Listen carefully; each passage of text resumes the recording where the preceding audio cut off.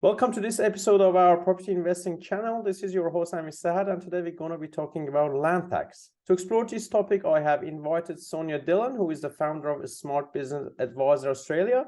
Sonia was also our guest in the last episode where we discussed property investing structure, and I'm thrilled to have her back again for this episode. So without further ado, I'd like to welcome Sonia to our show. Sonia, thank you very much for being here. Thank you, Amir. Thank you for having me. My pleasure every time. Yeah. So during our last episode, you shared some insight into your experience. However, for those who may not have watched the previous episode, could you please tell us about your journey and experience? Look, I have been working in accounting and finance for the last 15 years. And I've been working in, especially with tax, it's been 10 years now. And I run Smart Business Advisors. We specialize in business advisory services. And the interest for property came into existence when I got new clients for property development clients. And we didn't even realize that we actually were creating a niche for ourselves. And here we are. Yes. Absolutely. A good way of doing business and adding value to clients, property investors, developers, for sure. Yeah. So let's start with the basics. What is land tax and how is it calculated in each state? Well, land tax, unlike stamp duty, which is paid one-off in an annual or quarterly tax that needs to be paid by owners. So land tax is basically paid by the owners in their relevant state and territory and is based on the value of the land. It varies from state to state. And it is worth noting that there are some exemptions and concessions that may apply to certain type of properties as well. So there are different rates for every state. Yeah, absolutely. So what type of properties are subject to land tax in general? Land tax is usually paid on vacant land, investment properties, and that are not principal place of residence, commercial properties, and rural land. Now, there are some exemptions to consider, such as primary residence is not subject to land tax. And keeping one thing in mind, let's say, for example, I own a property and it's my primary place of residence. When that property is no longer a primary place of residence for me, you are subject to land tax because you only get the exemption when you live in that property. And charitable land and farmlands, there are certain farmlands and zones that are not subject to land tax provisions as well. No matter the value of that farmland is exempted from the land tax. Correct. Not all of them. It depends. It depends on the zoning. Again, It comes back to state, but majority of farmland is exempt from land tax as well. Sure. And we have a tax-free threshold in different states. So what are the amount of these tax-free threshold in different states? Because at the end of the day, they can significantly affect property investing decisions. It does. It does actually. It makes a big difference. When we meet property developers, of course, they just want to know all the taxes beforehand and understand what goes into different hidden taxes that they might end up paying. So in relation to that, there are certain thresholds. And look, for me, it's quite extensive to go through state by state, but I can give you a quick snapshot of what the latest rates are. Such as for Victoria, for Victoria, land tax is paid if the total taxable value of Victorian land you own individually or jointly as at 31st of December is equal to or exceed 300,000 or 25,000 for trust. So the threshold varies, whereas if you go to New South Wales, the threshold changes to 969,000. And for Queensland, it changes to 600,000 and so. But now in Queensland, as we were discussing yesterday as well, there are changes coming in which the taxable value of the land, let's say, for example, in Victoria, the taxable value of land is only considered for the land that's actually in Victoria. Let's say, for example, I own a land in Victoria, New South Wales and Queensland. For Victorian land tax, I'll be only subject to the value that I hold for a land within Victoria.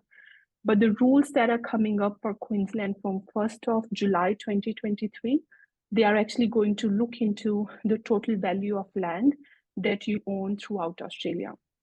So that's going to have a big impact on property developers who have investment portfolios in different states as Absolutely. well.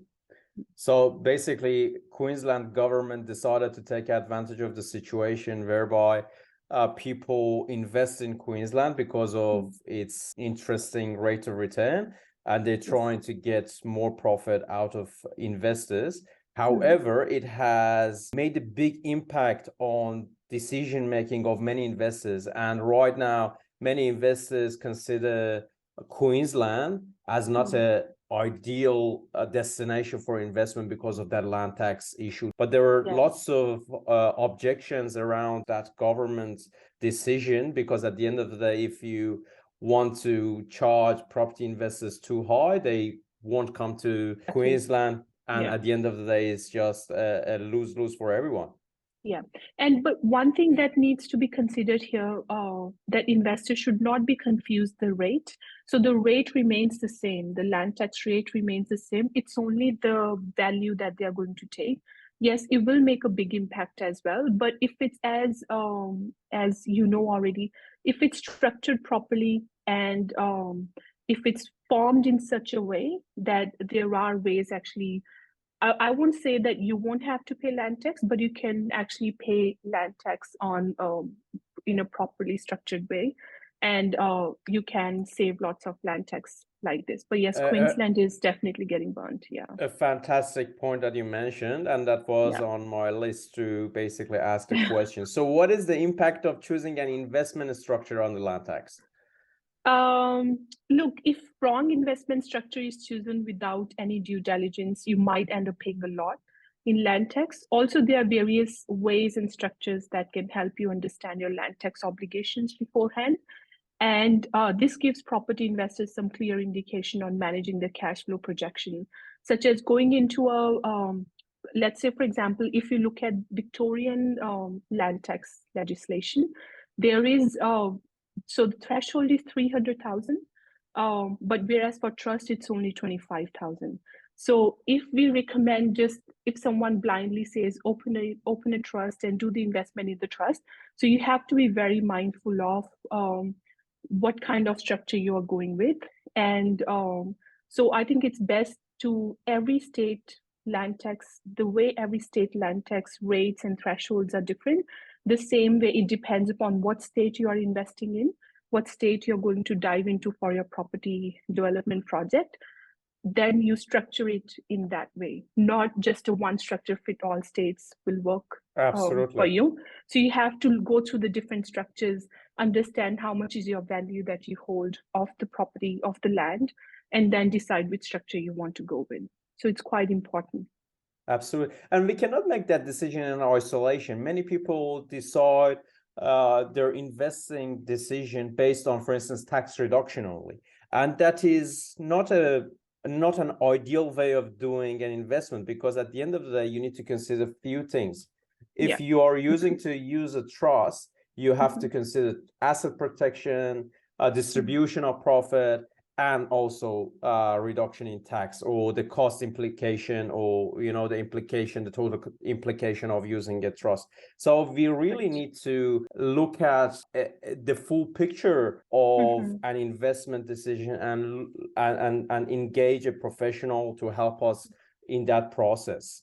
Correct. And Amir, the other thing, the phrase I would use is, it's not one size fits all. Exactly. It's not that we discuss this and we say, okay, go with the trust and form a corporate trustee. It depends upon, as I mentioned in my previous interview as well, what you are trying to achieve out of this in next 5 years' time. And what exactly is a plan to work out, and how you want to get there. And land tax is a very important point in that.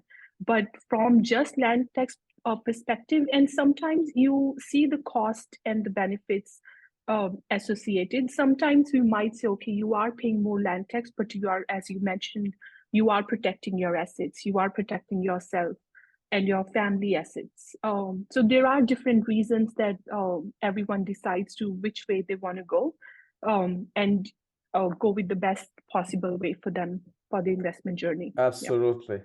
So the biggest mistake that I normally see from my client is that they listen to wrong people and they take advice from friends or colleagues and people who have the similar experience, but ignoring the fact that every person has a different and unique financial circumstances. So again, using a professional advice is recommended, because Correct, they can see entire picture holistically and they can prevent you from making a wrong decision. Correct. And it's like, yes, friends are good to take advice from, but Not there are financially.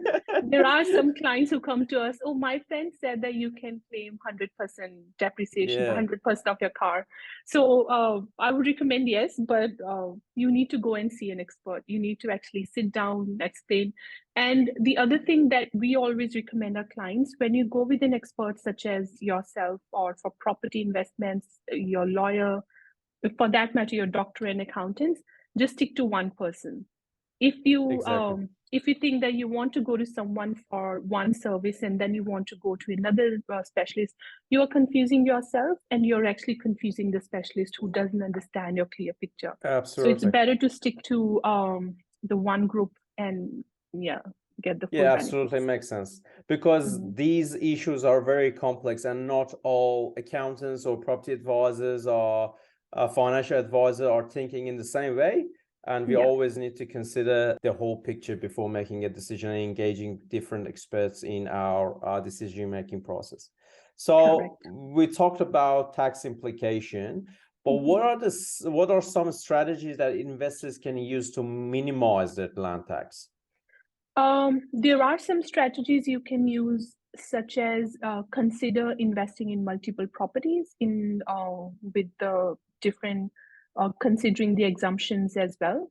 The other thing I would say is, unlike Queensland now, let's see what happens, but otherwise utilize land tax thresholds that you have in each state and diversify your portfolio in different states to actually avoid the land tax. Not to avoid, that's a wrong word, to actually minimize as much as you can. Now, the other thing that you can consider is review your property ownership structure. For example, you could hold your investment in a trust as a corporate trustee as well, or you could just hold your investment in your PTY Ltd company. And there are different structures that can actually help you in streamline your taxes and a few other things as well. And as we were discussing, seek professional advice before you dive into any investment. Absolutely makes sense.